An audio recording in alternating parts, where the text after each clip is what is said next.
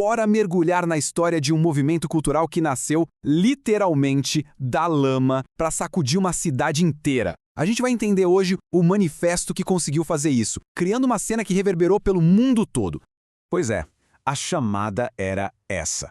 Um verdadeiro grito de alerta. Era um movimento que olhava para um lado e via a riqueza absurda dos mangues, e olhava para o outro e via a decadência de uma cidade que estava ali, beirando um colapso tanto cultural quanto econômico. Para a gente entender de verdade essa crise, a gente tem que ir na raiz, na alma do lugar, o mangue. O ecossistema que é, basicamente, o coração de toda essa história. E tudo começa aqui no estuário. Pensa nesse ponto de encontro super crítico onde a água do rio e a água do mar se abraçam. É exatamente essa mistura que dá vida ao manguezal, que é o verdadeiro berço da fertilidade da região. E olha, pode até parecer só lama e mosquito para quem vê de fora, mas na real, os cientistas consideram os manguezais um dos ecossistemas mais produtivos do planeta. É um motor de vida, sabe? Um símbolo de uma riqueza e abundância que sustenta toda a cadeia alimentar. Agora vamos virar a página e ver o contraste disso tudo.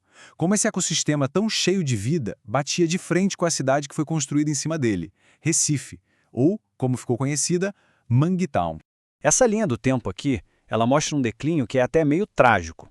Começa lá no século XVII, com o aterramento dos mangues, passa por aquela falsa ideia de metrópole no século XX, até chegar numa estagnação que nos últimos 30 anos afundou a cidade no caos. Um tipo de progresso que, na verdade, estava destruindo a própria base. E aqui o contraste fica gritante. De um lado, o mito. Do outro, a realidade. A autoimagem de metrópole escondia uma paralisia econômica. E o tal progresso só mascarava uma estagnação profunda e um caos urbano que não parava de crescer. Tá, então qual foi o diagnóstico que deram para essa cidade que estava tão doente? O manifesto usou uma metáfora médica que é, muito poderosa. A cidade estava sofrendo um ataque cardíaco. E esse ataque era causado pelo entupimento das suas artérias vitais, ou seja, seus rios e seus mangues. Bom, diante dessa depressão crônica, dessa paralisia que tomou conta da cidade e das pessoas, uma cura bem radical foi proposta. A questão central passou a ser essa. Como dar um choque de realidade na cidade? Como tirar ela dessa paralisia? A palavra usada, deslobotomizar, é muito forte, né? E mostra a urgência que existia para despertar a consciência de todo mundo. E a resposta foi ao mesmo tempo simples e muito profunda. Era preciso voltar para a raiz, voltar para a lama, reenergizar a cidade a partir da sua essência, da sua fonte original de fertilidade. E a partir de 1991, o plano começou a sair do papel. Primeiro, criar um núcleo de produção cultural.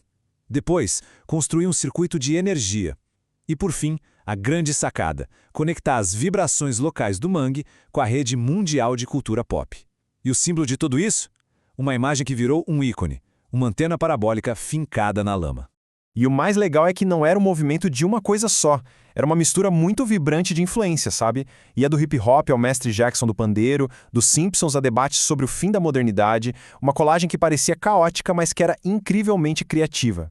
Tá, mas e aí? Qual foi o resultado dessa injeção toda de cultura e de energia? A descarga inicial de energia foi tão, mas tão forte, que gerou uma cena musical com mais de 100 bandas.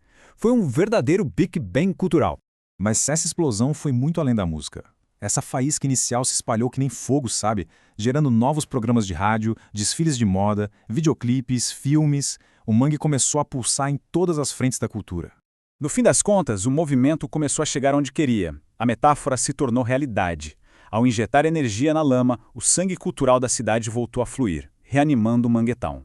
E no final, essa história toda do mangue deixa uma pergunta no ar. Toda cidade tem a sua própria lama, aquela fonte de energia que ficou meio esquecida. A questão que fica é, qual é a sua? E que tipo de energia precisaria ser injetada nela?